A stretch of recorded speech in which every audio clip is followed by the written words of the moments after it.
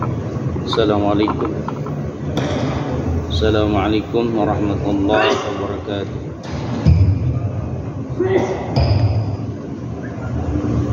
Assalamualaikum warahmatullahi wabarakatuh.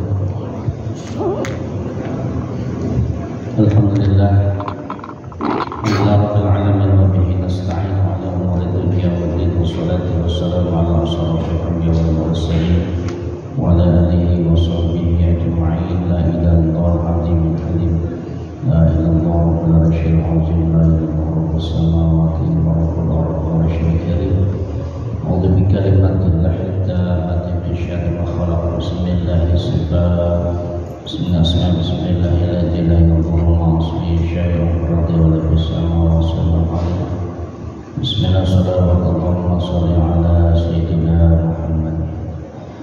Alhamdulillah jamaah salat zuhur Masjid Ukhuwah Islamiyah Allah Subhanahu wa taala. Kemarin tentang bagaimana Ibnu Abbas menuturkan bahwa Baginda Rasulullah SAW bersabda, ada 10 golongan dari umatku yang tidak akan masuk surga, yaitu pertama al-qala, al-jayyub, al-qattad, daibud, dayus, sayyibul arabah, kemudian sayyibul kubah, kemudian al-qutbul, kemudian jamil, kemudian terakhir orang yang tidak durhaka kepada kedua orang tua. Kemarin sudah saya sampaikan, salah satunya misalnya adalah ada sebut dengan jayyub. Nabi menjawab, jayyub itu adalah orang yang suka menggali kuburan. Ya, wala apa itu orang yang suka mondar-mandir di antara pemimpin untuk memberikan laporan palsu.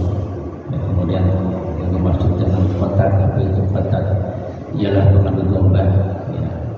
Kemudian daibud, apa itu? Yaitu seorang bermoh yang mengumpulkan wanita-wanita nakal untuk menjadi pemuas para lelaki itu. Kemarin sudah saya sampaikan. Nah, berkaitan dengan itu, ya sahabat Mu'adz bin Jabal bertanya kepada Nabi, wahai Rasulullah, bagaimana pandangan engkau tentang ayat yang disebutkan yauma yanfakhu fi suri fatakuna afwaja, pada hari kiamat di mana tatkala sesangkala Israfil ditiup, maka kamu sekalian akan datang. Kemudian Nabi bersabda, wahai Mu'adz, sungguh engkau telah bertanya tentang sesuatu yang amat hebat. Jadi Mu'adz itu bertanya tentang yauma yanfakhu fi suri fatakuna afwaja. Kata Nabi, Mu'adz, engkau bertanya sesuatu yang hebat, yang mendebarkan hati. Kemudian beliau mengedipkan matanya dengan mencucurkan air matanya lalu bersabda. Kita kalau Mu'adz bertanya tentang ayat ini, Nabi berkedip kemudian mengalirlah ya air mata dari kedua matanya itu.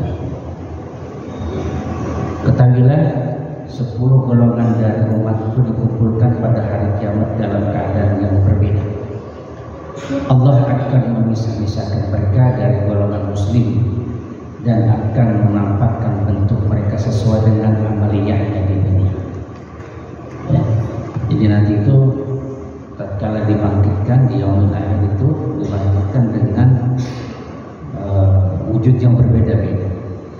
Di antara mereka ada yang berwujud kera, ada yang berwujud babi, di antara mereka ada yang berwujud juga jalannya jungkir balik, ada yang matanya buta, ada yang tuli dan bisu, ada yang tidak berakal, ada yang lidahnya panjang sampai ke dadanya, ada yang mengeluarkan nanah dari lisannya, dari mulutnya, ada yang tangan dan kakinya dipotong-potong, ada yang disalib di atas pelepah korek api, ada yang bau busuk tubuhnya seperti bangkai, dan ada yang diselimuti cairan api. Hanya tatkala Mu'adz bertanya ini, Nabi menangis. Mereka yang berwajah kera adalah orang-orang yang di dunianya suka melanggar hukum Allah. Ya. Perintah-perintah Allah tidak dilaksanakan, sementara larangannya dia langgar, dia terabas. Kemudian yang berwajah babi adalah pemakan barang yang haram dan dia berusaha dengan cara yang haram, mencari nafkah dengan barang yang haram. Ini akan dibangkitkan di dalam muka yang berwujud babi. Kemudian yang berjalannya jungkir balik adalah pemakan riba, rentenir. Ya. Kalau kita bahas tentang perbankan, memang ya pendapat ulama berbeda. Ya, makanya berdirilah bank-bank syariah. Ya, tetapi intinya di sini adalah orang yang pemakan riba. Kemudian yang buta adalah orang yang suka zalim dalam menegakkan hukum. Dia berbohong ya, atas nama hukum untuk memenangkan sebuah perkara. Ya, mestinya si A itu dimenangkan, tetapi ternyata dikalahkan karena hakimnya sudah disuap. Hakimnya tidak amanah, tidak jujur. Ya, jadi ini yang orang-orang yang buta nanti dia dalam di dunianya dia tidak menegakkan hukum dengan adil. Kemudian orang yang tuli dan bisu, yaitu orang-orang yang suka ujub dengan amalnya. Nah, ini penyakit hati. Ya, ujub, ia, takabur, sombong, sum'ah. Ya. Nah, saya sampaikan bagaimana malaikat hafallah membawa amal seorang hamba. Ya, cahayanya berkilau seperti cahaya matahari. Ya, kemudian suaranya menggelegar. Malaikat hafallah itu adalah malaikat yang menjaga amal-amal manusia dan mengantarkannya ke Allah Subhanahu wa Ta'ala. Ya, tetapi sampai di langit 1, 2 sampai 7 ditahan oleh malaikat penjaga langit. Stop apa-apa. Ya. Kenapa? Ya. Orang ini kalau beramal dia riya. Ya. Kelihatannya amal ini baik. Ya. Baik. Bahkan hafallah sendiri maka itu tidak menyangka amal itu sampai ditahan oleh malaikat penjaga langit. Kenapa? Di dalam amalnya ada kesombongan. Ya. Boleh jadi yang dilakukan adalah kebaikan-kebaikan, tetapi karena di dalam hatinya ada sifat riya, maka tertolaklah. Ya. Fenomena yang terjadi kan sekarang ini, ya, tatkala ada orang lulus dari misalnya tahfidz Quran, memimpin sholat berjamaah, ya, bacaannya sengaja dipanjang-panjangkan, suaranya merasa bagus, timbul dalam hatinya, aku punya suara bagus, punya hafalan banyak. Padahal kata Nabi, tatkala sholat berjamaah itu ringankan, karena mungkin di situ ada anak-anak, ya, anak-anak yang mungkin tidak disiplin, masih ribut. Ada lagi orang tua yang berdirinya sudah sempoyongan, ya, bahkan ada yang suka bawa kursi. Ya. Ada lagi orang yang mempunyai keperluan hajat. Ya. Jadi tatkala dia berjamaah, hatinya sudah aku harus selesai karena aku sudah harus berangkat untuk memenuhi daripada janji dan sebagainya. Ini hajat, keperluan. Maka seyogyanya imam itu tatkala sholat berjamaah itu meringankan bacaan. Tidak kadang-kadang ini satu halaman setengah dibaca rakaat pertama, setengah halaman kedua, setengah halaman kedua. Ya, orang tua sudah dirinya sudah kanan kiri sudah kan kemampuan fisik orang itu berbeda. Ya, kata Nabi kalau yang besoknya harus meringankan. Ya. Kalau ingin memelihara hafalan, bangun tengah malam.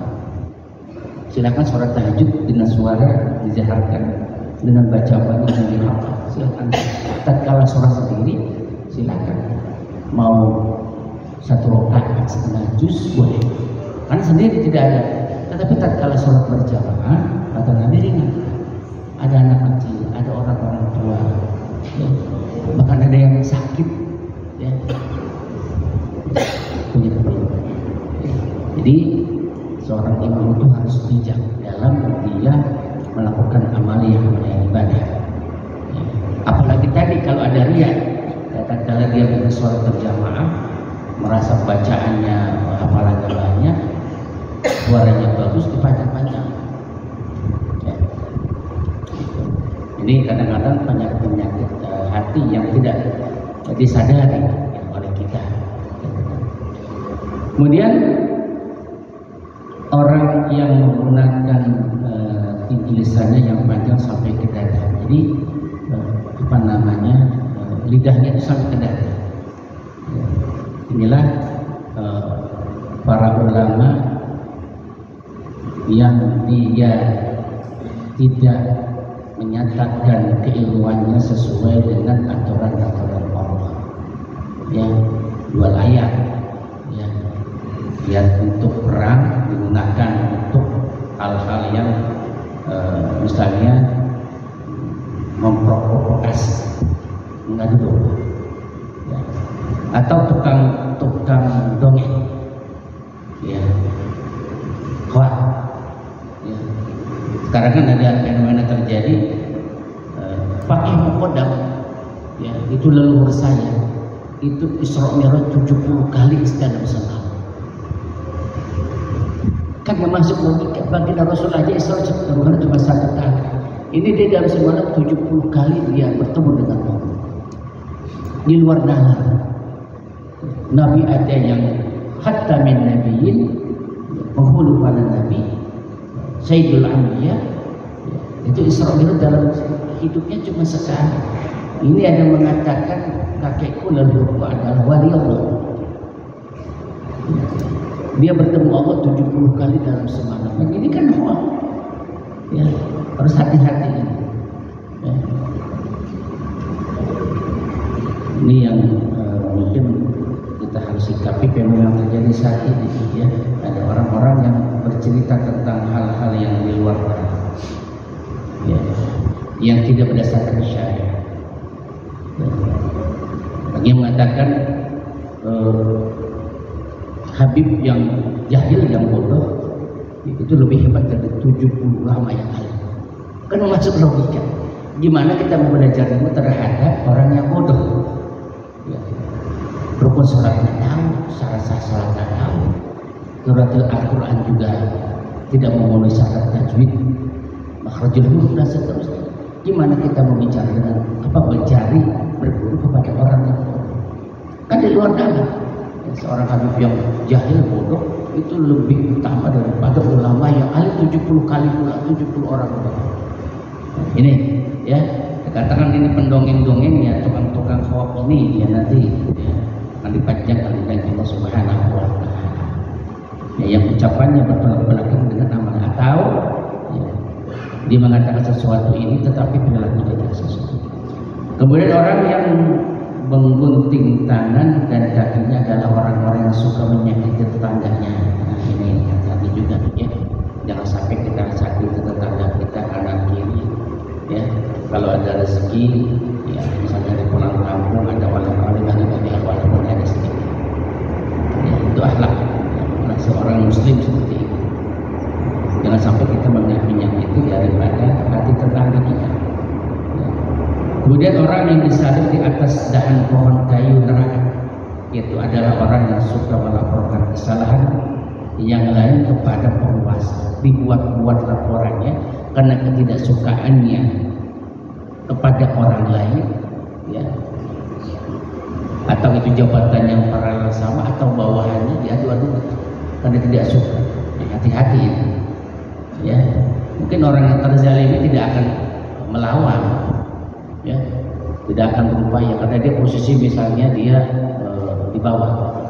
Kalau seorang dikasih amanah misalnya sebagai kepala bagian, manajer dan sebagainya, tidak suka kepada stafnya, dia adukan hal-hal yang palsu kepada pimpinannya, diancam oleh Allah Subhanahu wa Ta'ala. Dia akan menggunting kakinya sendiri dan tangannya. Jadi salib ya orang yang nanti itu akan disalib di atas pohon, tetapi pohonnya dari neraka, bayangin. Ya. Kemudian orang yang tubuhnya berbau busuk, yang melebihi pakaian, ialah orang yang suka mengikuti kehendak hawa nafsunya. Ya, berzina, ya, main perempuan, minum dan sebagainya. Ya, ikut hawa nafsu. Ya, mengambil hak orang lain dan sebagainya. Kemudian ada pun orang yang diselimuti dengan cairan api neraka adalah orang yang suka Ini hadis riwayat daripada Imam Qurtubi. Ya. Mudah-mudahan yang tadi ditanyakan oleh Mu'adzin Jabal tentang ayat yauma yunfakhu bis-suri fatatuna afwaja, kita terhindar daripada 10 golongan tadi. Ya. Dan saat Mu'adz bertanya itu Baginda Rasul menangis. Ya. Menangis karena khawatir dengan umatnya akan terjebak dengan hal-hal yang tadi. Itu saja mungkin yang dapat Bapak sampaikan. Mudah-mudahan menjadi pemahaman, pengetahuan ilmu yang bermanfaat, kita amalkan, kita hindari dari sifat-sifat yang 10 tadi, dan mudah-mudahan Allah menjaga hati kita, menjaga zahir dan batin kita untuk senantiasa beramal ibadah karena Allah. Alam ya'alladzina amanu ta'asha qulubuhum bi dzikrillah wa ma nazala minal haqq. Yang berpegang kepada kata Allah, kemudian hak-hak Allah dijalankan, sunnah Baginda Rasulullah diikuti, dan mudah-mudahan kita semua menjadi orang-orang selamat dunia wal akhirah. Qaratul majlis subhanallah wa bihamdika asyhadu an la ilaha